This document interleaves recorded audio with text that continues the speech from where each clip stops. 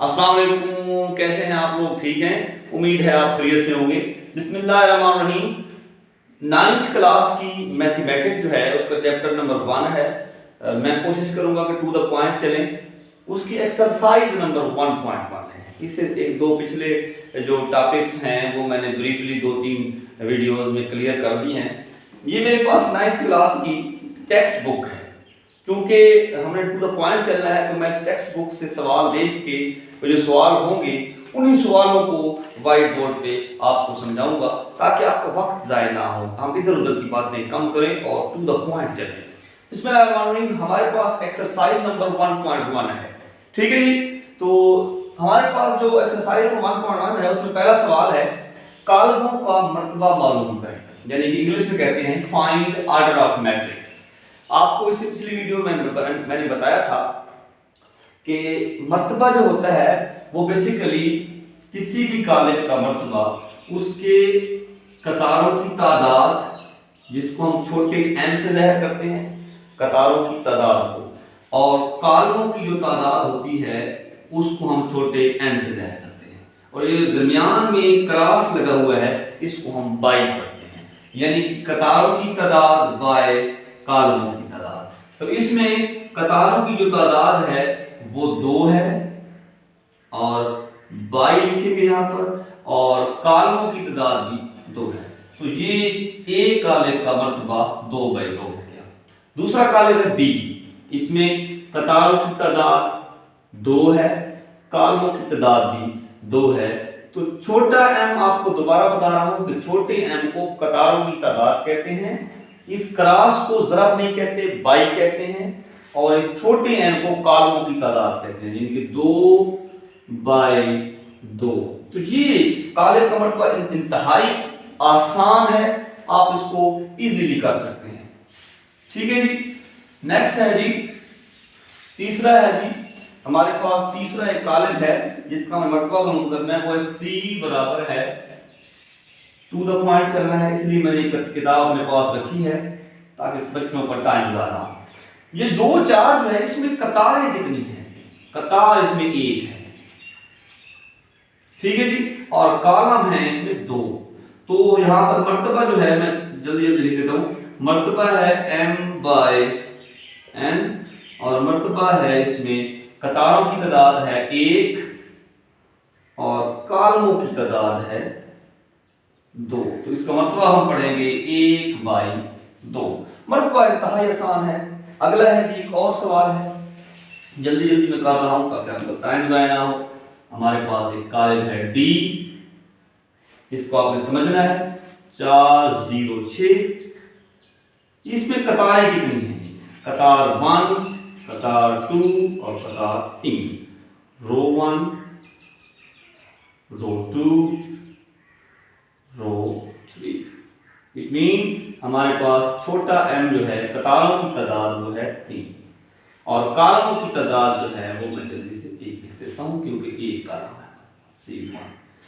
तो हमारे पास जो मर्तबा आएगा वो आएगा, फार्मूला पहले लिख देता हूँ, m/n। मर्तबा कितना आएगा जी? m कितना है? 3/n कितना है जी? 1। मर्तबा जो है इंतहाई आसान जो है, इसका मुश्किल काम नहीं है। ठीक है जी। इससे अगला सवाल है हमारे पास, दूसरा सवाल जो है वो ये है कि मालूम कीजिए कि मुतज्जज़ैन में से कौन कौन से कॉलम आपस में मसावी हैं। फॉर एग्जांपल हमारे पास एक कॉलम दिया हुआ है A,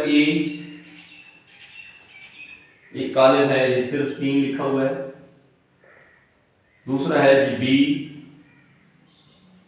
ये कॉलम दिया हुआ है जी 3 5। हम टू द पॉइंट चल रहे हैं इसलिए मैंने अपने पास ये बुक रखी है। C है हमारे पास जी 5 -2 है, ये इकट्ठे लिखे हुए 5 -2, अलग अलग नहीं लिखे हुए।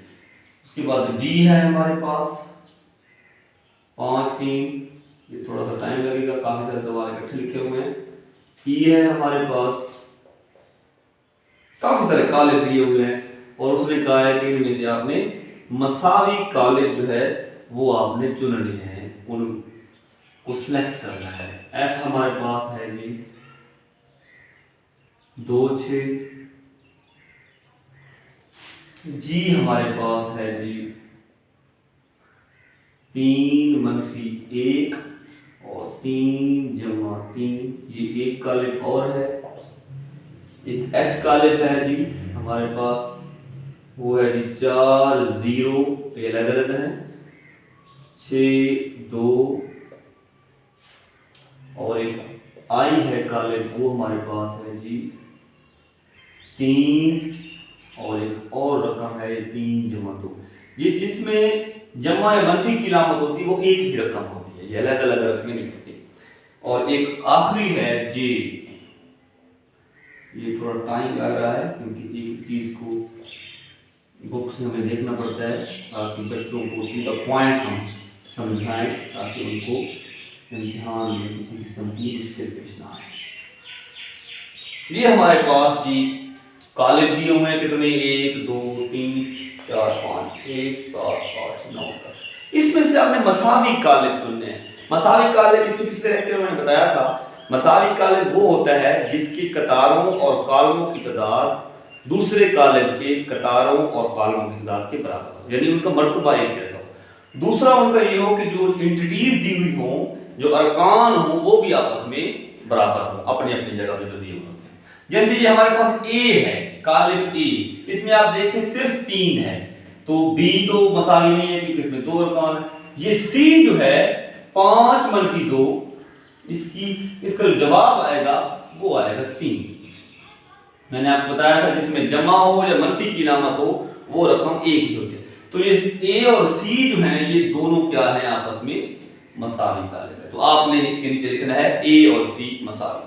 उसके अलावा और कौन सा मसावी है ये ए और सी के लिए, और ऐसा कोई कालिब यहां पर कोई ऐसा कालिब नहीं है। उसके बाद बी, ये 3 है और 5 है, तलाश करें जी 3 और 5 ऐसा जो कालिब है, ये भी नहीं है क्योंकि इसके इस कोरस्पॉन्डिंग एंटिटी पे ये 3 है और इधर 5 है, बराबर नहीं है। मर्तबा तो इनका बराबर है लेकिन बराबर ये भी नहीं है, ये भी नहीं है, ये भी नहीं है और ये भी नहीं है, ये बराबर है। आई जो है वो बी के बराबर कैसे है, इसका भी यहाँ पर 3 है, इसका भी यहाँ पर 3 है, इसका 5 है और इसका है 3 जमा 2, तो ये एक ही रकम होती है 3 जमा 2। ये जो रकम लिखी हुई है क्योंकि इसके दरमियान में जमा की अलामत है तो ये 3 जमा 2, तो ये और ये मसावी है और कोई ऐसा नहीं। आगे डी, 5 और 3, 5 और 3 इनमें से कौन सा ऐसा है जो 5 और 3, कोई भी ऐसा नहीं है जो 5 और 3 के मसावी का नहीं है। ई है 4 0 6 2, तो 4 0 6 2, 2 कतारें 2 का ये पड़ा है 4 0 6 2। ई और एच जो है ये आपस में मसावी है। एक और भी हमें नजर आ रहा है जो जे है, इसका 2 जमा 2 का जवाब होता है 4, यहां पर भी 4, 2 - 2 का जवाब 0, यहां पर भी 0, 2 जमा 4 का जवाब 6, यहां पर भी 6, यानी कि ये भी मसावी है। जे एच और ई ये आपस में मसावी है। आपको समझ आ गई होगी कि जो मसावी कालिब होते हैं उनके कोरस्पॉन्डिंग एंटिटीज का मतलब है फर्क, यहां पर 4 है तो दूसरे कालिब के इस पोजीशन पे भी 4 होना चाहिए, जैसे ये है जैसे ये होते हैं मसावी कालिब। तो आप इसको इजीली कर सकते हैं। इसके बाद हमारा इंतहाई अहम सवाल है जो अक्सर 9th क्लास की जो पेपर होते हैं उसमें शॉर्ट क्वेश्चन की तरह पूछ लेते हैं, लॉन्ग भी पूछ लेते हैं। जल्दी जल्दी मैं लिख लेता हूं। हमारे पास 2 मसावी कालिब दिए हुए हैं, ए जमा सी, ए जमा सी है, ए जमा 2 बी है, मैं इसको दोबारा लिख देता हूं, ए जमा सी, और ये है जी सी - 1 और ये है जी 4d - 6। ये मसावी है किस कालिब के जी, 0 - 7 और 3 × 2d, ये जी आपस में मसावी हैं।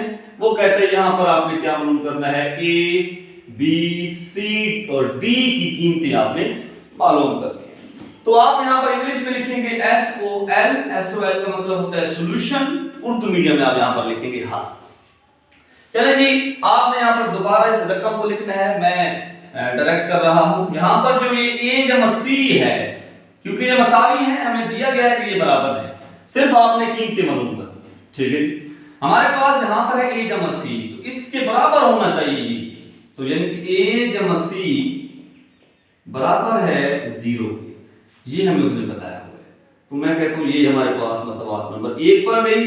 दूसरा है जी a जमा 2b, ये किसकी करस्पॉन्डिंग इंटीजर है? -7 के है। ये इसकी जगह पे 0 है, इसकी जगह पे जो ये है, और c -1 की जगह पे है जी हमारे पास जमा का 3।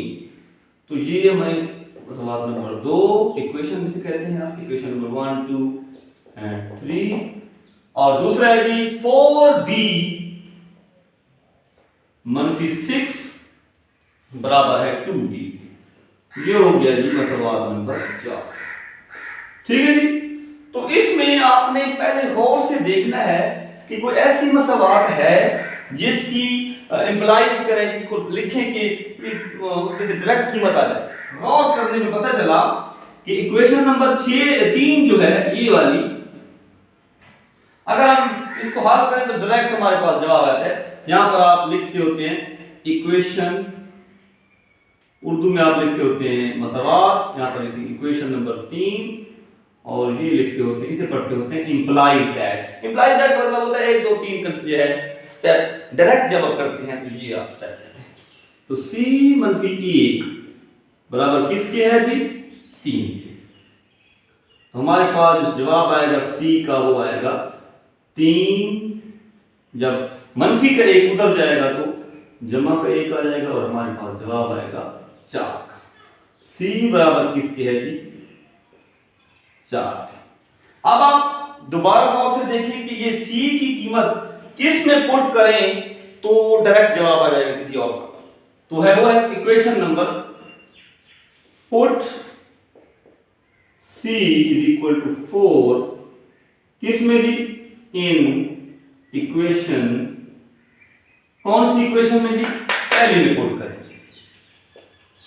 पहले में पुट करेंगे तो a जमा c है, तो a जमा c का मतलब है a जमा c होता है 4, और वो बराबर किसकी है? 0। हमारे पास a की कीमत कितनी आएगी? वो आएगी -4। इसको आप नोट कर लें, इसका स्क्रीनशॉट ले लें, हमारे पास जगह कम है, हम इसको साफ करेंगे। चलिए यहां पर लिख लेते हैं। अच्छा जी, अब देखिए हमारे पास a और c की कीमत आ गई। अब हम एक और मसवात पढ़िए, मसवात नंबर 4। ये भी, इसका भी डायरेक्ट जवाब आया था। जैसे यहां पर आप लिख सकते हैं इक्वेशन 4 को हल करने से इंप्लाइज दैट आप लिख लें, वो है जी 4d -6 बराबर है 2d के। तो 2d जो है वो 4d की तरफ आ जाएगा और -6 उधर चला जाएगा, तो ये हो जाएगा 4d, 2d जमा का है, इधर आके मनफी हो जाएगा, और -6 उधर जाकर जमा हो जाएगा। यहां पर आएगा 4d में से 2d गए तो 2d बचे, और यहां पर 6, तो ये 2 उधर जाके तकसीम हो जाएगा, तो छोटा d जो है वो 6/2, इसका मतलब 2 3 6, और हमारे पास जो d आएगा वो 3 आएगा। ठीक है जी, नेक्स्ट आप करते हैं। अब हमारे पास जो किसकी कीमत रहेगी? ये b की। तो b की कीमत कैसे हमारे पास होगी? हम मसवात नंबर 2 में a की कीमत पुट करेंगे, क्योंकि हमारे पास है a जमा 2b।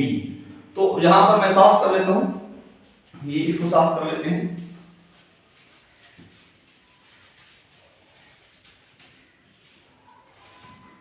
a यहां पर लिखेंगे आप इक्वेशन नंबर 2 को हल करने से आप लिखते होते हैं या ऐसे लिखते हैं। तो a जो है वो a जमा 2b बराबर किसके है जी? -7 के। a की कीमत आप दर्ज कर दें, यहां पर आप लिख सकते हैं a बराबर है कितने के जी? -4 के। ये इंतहाई आसान सा सवाल है। ये a की कीमत आप इसमें पुट करें, a की जगह पर जब आप पुट करेंगे तो -4 आएगा, और जमा 2b, और हमारे पास है -7, तो ये मनफी का 4 जब उधर जाएगा तो जमा का हो जाएगा, तो 2b जो है वो आएगा -7। मनफी का 4 जब इधर जाएगा तो जमा का 4, तो 2b जो है वो हमारे पास क्या जवाब आएगा, मनफी के साथ में जमा 4 गया तो मनफी का 3, और हमारे पास जो जवाब आएगा वो आएगा 2b बराबर है -3 के, और b आएगा जी -3/2। तो ये आपके पास कीमतें हैं। a की कीमत हमारे पास आई है, सॉरी a की कीमत हमारे पास आई है -4, b की कीमत आई है -3/2, c की कीमत आई है 4, और d की कीमत आपके पास आई है 3। तो इसको आप जब आप उन कीमतों में जो आपको दी हुई हैं उनको पुट करेंगे तो आप देखेंगे, आप इसकी पड़ताल करके देख लें, आप देखेंगे कि दोनों जो है, मैं आपको पड़ताल करके दे देता हूं। मैं इन कीमतों को कहीं पे इकट्ठा लिख लेते हैं, कहीं पर इन कीमतों को इकट्ठा लिख लेते हैं, तो इकट्ठा लिख लेते हैं। हमारे पास एक कीमत है a की कितनी है जी, -4, b की है -3/2। सवाल का हल हो गया, हम इसकी पड़ताल करना चाहते हैं, और c है जी जमा का 4, और d है जी कितना 3। ये हमारे पास 4 कीमतें हैं, इसकी पड़ताल करके देख लेते हैं क्या ये मसावी हैं या नहीं है। तो सवाल हमारा है जी a जमा c, c -1, a जमा 2b, और 4d जमा 6, सॉरी -6, और पड़ताल हम कर रहे हैं ताकि आप क्लियर समझ आ जाए। इधर है 0 -7, 3 और 2d। इन कीमतों को आप इन सारों में पुट कर दें। हमारे पास जो है कीमत है, एक कीमत है -4, c की कीमत है जमा का 4, ठीक है जी। उसके बाद है जी a की कीमत है -4 जमा 2, और b की कीमत जो है वो है -3/2। ये आपने ब्रैकेट के अंदर डाल देना है ताकि ये लामते आपस में गड़बड़ ना हो। उसके बाद c -1, c हमारे पास 4 है, और यहाँ पर 4 पुट कर देंगे -1, और यहाँ पर है 4, और d की कीमत हमारे पास है 3, ब्रैकेट में डाल देंगे 3 को, और -6। उसके बाद जो मसावी जिसके बराबर रखना है ये 0 है, यहाँ पर -7 है, यहाँ पर 3 है, और यहाँ पर 2d है, तो d की कीमत हमारे पास 3 है। आपने इसको पुट कर देना है ब्रैकेट के अंदर डाल के ताकि गड़बड़ ना हो। -4 जमा 4, इसका जवाब आएगा 0, इसका जवाब आएगा ये 2 से कैंसिल, -4 जमा -3 आएगा, तो ये हो जाएगा -4 -3 -7, 0 0 -7 पड़ताल हमारी ठीक हो गई। 4 -1 में से 4 गया तो 3 बचा, 3 यहां तक तो ठीक। 4 3 12 में से 6 गया, 6 आया। अगला है जी 6, यानी कि 0 -7 3 और 6। इट मीन्स दैट कि ये दोनों मसावी कालिब हैं। इनकी कीमतें जब हमने फाइंड की, ये तो मैंने सिर्फ कंसेप्ट के लिए आपको समझाया है, हमारा सवाल यहाँ पर खत्म हो गया था। उसमें सिर्फ कहा है कीमतें मालूम करें, मैंने आपको इसकी पड़ताल करके दी है ताकि आप क्लैरिटी के साथ समझ जाए। यहाँ तक आपको क्लियर समझ आ गई बच्चे? चलिए, थैंक यू।